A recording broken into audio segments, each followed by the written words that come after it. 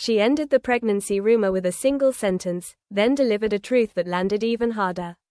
She loves Sam Wan. By the time Stephanie Bullock French finally chose to speak, the story had already hardened into something people treated like confirmed fact. For days, the internet pulsed with one explosive claim: she was pregnant with Sam Huan's child. Screenshots were analyzed like evidence, timelines stitched together like case files, and strangers spoke with unnerving certainty about a future that was never theirs to claim. Then, without apology or softening language, Stephanie did the unthinkable. She shut the rumor down completely. No pregnancy, no secret baby, no hidden announcement waiting to surface. But just as the noise began to fade, she revealed something else that flipped the entire narrative on its head. She loves Sam Wan. That admission didn't calm the storm. It redirected it, because denial alone would have been easy to absorb. It would have closed the door. Instead, she left it slightly open, forcing everyone to confront a truth that didn't fit neatly into the scandal they had already built. The pregnancy rumor didn't appear out of thin air. It grew from silence, fed by curiosity, and amplified by a culture that treats women's bodies like public property. The moment romance entered the picture, Stephanie watched her name pulled into conversations she never agreed to join, her life reduced to assumptions disguised as proof. Every neutral detail became evidence, every pause became confirmation. In that climate, silence wasn't neutral. It was interpreted as a signal. When she finally spoke, her voice wasn't defensive.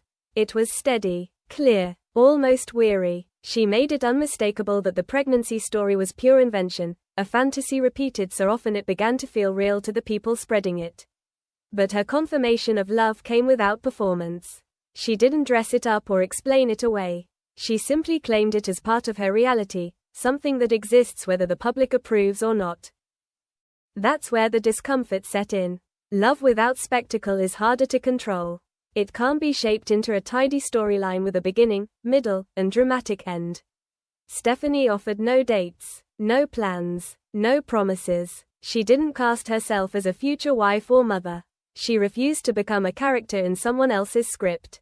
And in doing so, she challenged the assumption that intimacy must always come with disclosure. The reaction was immediate and split. Some people clung to the emotional confession as if it still gave them access. Others bristled, frustrated that the scandal they'd invested in dissolved into something quieter and more human. Because a woman denying pregnancy while openly admitting love forces people to sit with nuance. And nuance doesn't travel as fast as chaos. Stephanie made one thing unmistakably clear. Loving someone famous does not erase the right to privacy. Affection does not automatically become obligation. And public curiosity, no matter how loud, does not get to dictate the terms of her personal life. She didn't speak for Sam. She didn't define the relationship beyond what she was willing to own herself. That restraint was deliberate and powerful. In the end, the real drama wasn't the rumor that exploded. It was the truth that refused to perform. Not a baby, not a secret plan, but a woman reclaiming her voice, rejecting a lie, and standing calmly inside a feeling she refused to apologize for. Stephanie Bullock French denies pregnancy rumors with Sam Wan, but confirms she loves him. The news struck like lightning, sudden, sharp, impossible to ignore. One claim, repeated often enough to sound like fact, insisted she was carrying Sam Huan's child.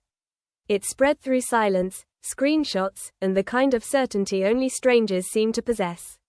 And just when the story felt complete, Stephanie did something no one expected. She didn't dodge it, she didn't soften it, she shut one part of it down entirely, and then said something that sent the narrative spiraling in a different direction. She denied the pregnancy rumors outright. But she did not deny her feelings for Sam Wan. She confirmed them. This was never a quiet rumor. It was the kind that thrives on obsession, the kind that grows in comment sections and private threads where every smile becomes evidence and every absence becomes proof. People decided they knew what was happening before either of them spoke. They tracked movements, dissected timing, and drew conclusions that felt convincing simply because they were repeated enough. As the story grew, Stephanie stayed silent, watching a version of her life unfold without her consent. When she finally addressed it, her first words were simple and unambiguous. She is not pregnant. There is no child. There is no hidden announcement waiting to drop.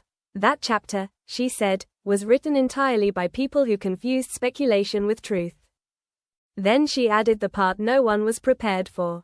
The emotions at the center of the rumor were not fiction. She does love Sam Wan. That admission shifted everything. People wanted a clean ending, a scandal or a shutdown. What they received instead was something far more unsettling: complexity. She spoke without drama, but the impact was immediate. Loving someone does not automatically mean pregnancy. Caring deeply does not equal a secret agenda. And yet the internet had fused those ideas so tightly that separating them felt almost impossible. Stephanie suggested that the intensity of the rumor revealed more about public hunger than private reality. About how quickly affection turns into possession in the public imagination. She made it clear she never set out to be a headline. What stung most wasn't the rumor itself, but how certainty replaced curiosity. No one asked. They assumed. They filled in gaps with fantasy and called it investigation. Once the pregnancy narrative took hold, silence was treated as proof. Denial, she knew, would be called damage control. Her confirmation of love wasn't a declaration meant to provoke. It was restrained, grounded, a statement of fact about her emotional life, not a performance for an audience. Love, she implied, doesn't need validation. It doesn't owe anyone a timeline or an explanation. The response was divided. Some felt vindicated, holding on to the part of the story that still made them feel involved. Others were irritated that reality refused to deliver the spectacle they'd been waiting for. Because a denial paired with a confession of love is harder to turn into a weapon. It forces people to sit with complexity instead of collapse. Stephanie also addressed the unspoken pressure of being linked to someone as globally recognized as Sam Wan. She acknowledged curiosity, but rejected the idea that curiosity gives permission to invent outcomes. Boundaries, she said, aren't walls.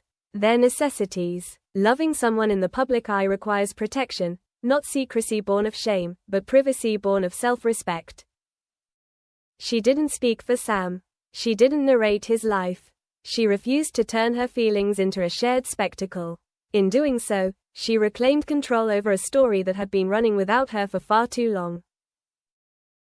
There was a quiet defiance in her words. A refusal to be reduced to biology or speculation. A reminder that women are not walking plot twists. That affection does not automatically lead to motherhood. That a woman can love deeply and still choose privacy, autonomy, and her own pace. The pregnancy rumor, she suggested, revealed how quickly society jumps to conclusions about women's bodies the moment romance enters the conversation.